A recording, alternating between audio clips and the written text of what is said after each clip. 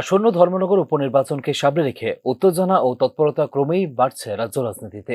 এই পরিস্থিতিতে সংগঠনকে আরো সুসংহত ও কার্যকর করে তুলতে রবিবার ধর্মনগর সফরে আসেন রাজ্যের মুখ্যমন্ত্রী ডাক্তার মানিক সাহা। এদিন সকালে রেলপথে ধর্মনগর পৌঁছানোর পরই মুখ্যমন্ত্রীকে স্বাগত জানাতে রেল স্টেশন চত্বরে ভিড় জমান দলীয় কর্মী সমর্থকরা। উচ্ছ্বাস ও উৎসাহে মুখর হয়ে ওঠে গোটা এলাকা।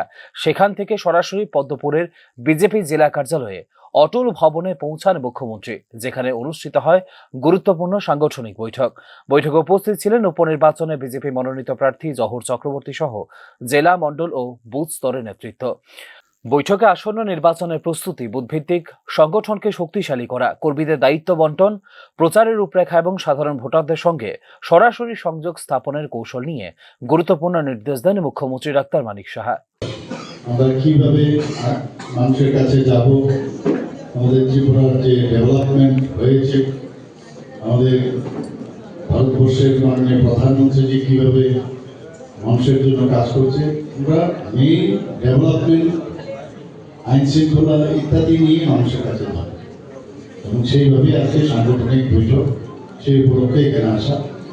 সমস্ত সাংবাদিক বন্ধুদের আমি প্রতিটি বুথে সংগঠনের সক্রিয়তা বাড়ানোর পাশাপাশি নতুন ভোটারদের কাছে পৌঁছানো এবং রাজ্য সরকারের উন্নয়নমূলক প্রকল্পগুলির সাফল্য মানুষের কাছে তুলে ধরার নির্দেশও দেন মুখ্যমন্ত্রী।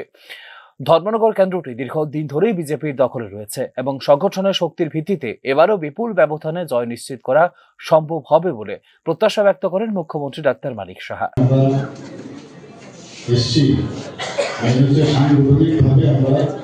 কিভাবে আমরা এই নির্বাচন আমরা লড়াই করব, কারণ অন্যান্য পার্টির থেকেও ক্যান্ডিডেট দিয়েছে এবং গণতন্ত্রের একটা সঠিক যে সব পার্টি এই প্রতিদ্বন্দ্বিতায় আসে, কিন্তু আমরা নিশ্চিত যে আগামী দিন এই ধর্মনগর যে কেন্দ্র, সেটা থেকে আমাদের ভারতীয় জনতা পার্টির তরফ থেকে যাকে মনোনীত করা হয়েছে শ্রী জহর চক্রবর্তী, এর আগে যে ভোটে আমরা ভারতীয় জনতা পার্টি জিতেছিল তার থেকে আরো বেশি বেশি ভোটে জিতবে এবং প্রকৃত অর্থে আমরা শ্রী জহর চক্রবর্তীকে আমরা জানি, আপনারা আমার থেকে আরো বেশি জানেন, সাংবাদিক বন্ধুরা। মুখ্যমন্ত্রীর এই সফর এবং সাংগঠনিক বৈঠক ধর্মনগর উপনির্বাচনে বিজেপির প্রচার যন্ত্রকে আরো গতিশীল করে তুলবে বলে মনে করছে বিশ্লেষক মহল।